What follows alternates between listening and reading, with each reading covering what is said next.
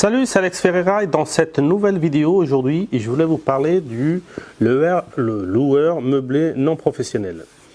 Ça, c'est une vraie niche fiscale.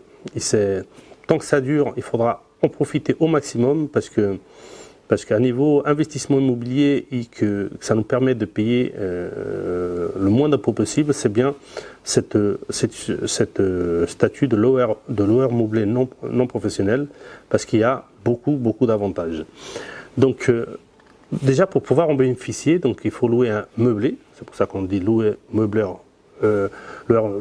non professionnel, donc il faut que ce soit un meublé à l'année. Donc un studio, un 2 pièces, un 3 pièces c'est moins intéressant, mais surtout un studio, un 2 pièces et surtout, qui est beaucoup à la mode, c'est les studios pour les étudiants. Donc ça c'est de plus en plus répandu, là, les studios pour les étudiants. Et c'est très intéressant fiscalement, comme on va le voir dans le détail déjà. On peut amortir, on peut déduire le prix du bien. Donc le bien, on va l'amortir au fur et à mesure des années, donc ça donne déjà un avantage fiscal, le prix du bien immobilier. On peut déduire, aussi qui est très intéressant, c'est les travaux. Donc c'est pour ça qu'il faut acheter surtout un studio, un 2 pièces, un bien immobilier avec travaux, parce que vous allez le déduire. Un exemple, vous allez dépenser 15 000 euros en refaisant un appartement, une maison. Ces 15 000 euros, ils vont être divisés sur quelques années. Et après, tous les ans, vous allez amortir le montant, le prorata de chaque année dans vos revenus fonciers. Donc ça, c'est quelque chose de très intéressant. Après, vous avez deux possibilités.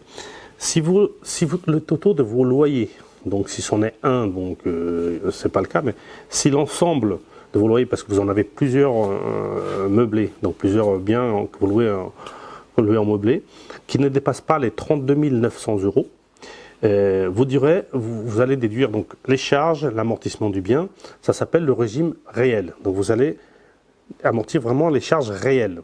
Donc ça, c'est une des façons de déduire.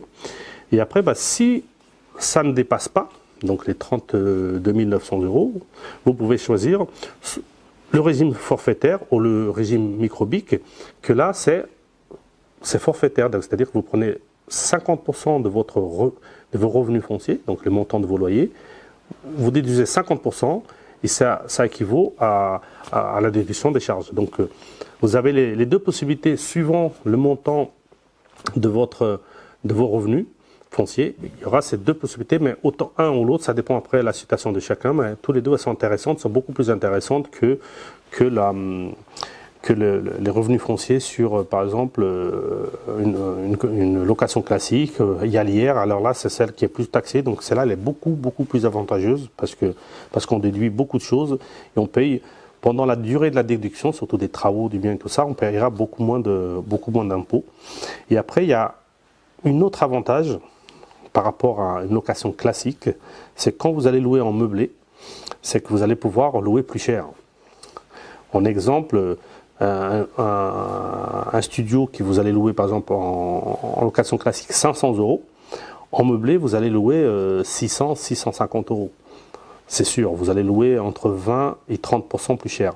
Après vous allez me dire aussi, bon, il y a il faut investir dans des meubles, il faut le meubler, il faut le mettre tout ce qu'il faut pour ameubler tout ça, d'accord, mais déjà ce que vous allez mettre dans les meubles, il ne faut pas mettre des meubles hyper chers, il faut que ce soit des meubles simples, qui soient assez costauds pour que ça tienne, même meubles simples, donc on peut meubler un petit studio pour pas énormément cher, ça c'est la première chose.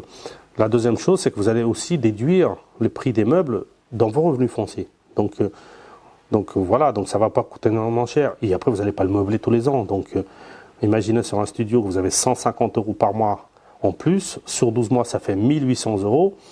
Les meubles ils vont durer minimum 5 ans. 1800 euros x 5, ça fait déjà 9000 euros, quoi. Donc vous n'allez pas dépenser 9000 euros, vous allez dépenser peut-être 2000 euros ou 3000 euros pour le meubler, tout dépend de la grandeur de votre bien ou qu'est-ce que vous allez, la qualité du bien, mais ça sera toujours plus intéressant, donc vous serez toujours gagnant. Et après, il faut essayer, quand vous allez louer en meublé, il faut essayer de sélectionner les bons locataires, il leur fait voir que si jamais ils abîment les meubles et tout ça, que vous allez garder le dépôt de garantie. Donc, quand vous faites bien les choses, vous sélectionnez. Donc, au niveau de la dégradation des meubles, elle sera mineure. Et après, il faut les faire comprendre qu'il faut qu'ils fassent attention et tout ça. Donc, des fois, vous n'avez même pas besoin de les changer tous les 5 ans. Des fois, vous pouvez les garder 7, 8 ans, voire 10 ans. Tout dépend les locataires que vous allez voir. Tout dépend le turnover que vous allez avoir là-bas.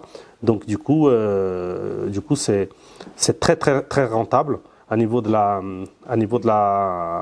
location meublée et que je vous recommande vraiment à faire et dans cette statut de loueur meublé non professionnel. Donc c'est une vraie niche fiscale pour l'instant. Peut-être qu'un jour ça va changer, mais pour l'instant, c'est très très bien de le faire parce que vous allez optimiser au maximum vos revenus et en payant le moins d'impôts possible. Donc si vous voulez recevoir d'autres vidéos, voir les prochaines vidéos, celles qui sont déjà postées sur la chaîne, cliquez sur le bouton abonnement. Et si vous voulez un peu plus loin et faire les premiers pas dans l'investissement immobilier, j'ai créé une formation gratuite de 2 heures. Elle est dans le lien, vous cliquez dans le lien et ça vous donne accès à la formation. Je vous dis à la prochaine vidéo et n'oubliez pas, on investit ensemble. Ciao!